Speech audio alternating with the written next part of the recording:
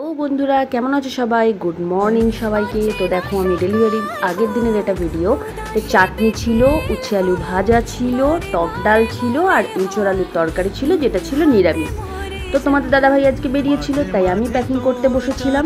ফার্স্টে ভাতটা ভরা হয়ে গিয়েছিল, তারপর আমি উচ্ছে আলু ভাজাটা ভরে নিয়েছিলাম।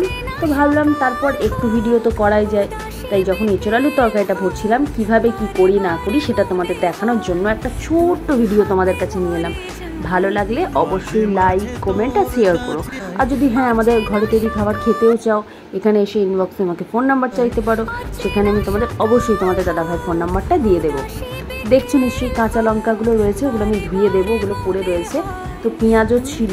তো ওই টিফিন বক্সটা দেখছো, ওটা একটা ঠাকুমার খাবার যায়, অনেকেই টিফিন বক্সে খাবার নেয়, কারণ প্যাকেটটা তো খুব একটা ভালো নয়। ফয়েল পেপারটা অনেকক্ষণ খাবার ভালো থাকে, যার জন্য ফয়েল পেপারে অনেকে খাবার নেয়।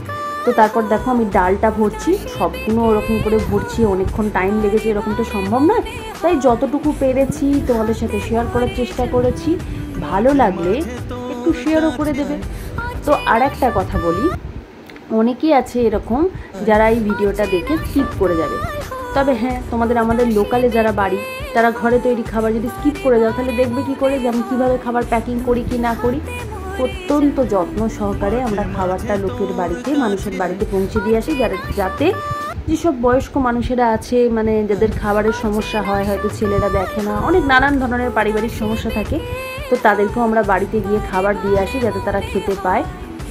এইটাই হচ্ছে ব্যাপার। ও তারপরেই দেখছে আমার ছেলেটা দৌড়ে একবার এলো। তো ডালটা অনেকটা ভরা হয়ে গিয়েছিল, তা কিছু যেটা বাকি ছিল সেগুলি আমি প্যাকিং করছি। আর কি বলবো বলো তো, তোমাদের ছোট ছোট শর্টের মাধ্যমে আমি তোমাদের দেখানোর চেষ্টা করি। তো ভাবলাম যে একটু বড় করে দেখাই, প্যাকিং যখন তোমার দাদাভাই করে তখন সেই সময় হয়তো আমি অন্য কাজ করি, তাই দেখানো হয়ে ওঠে না। একটা ছোট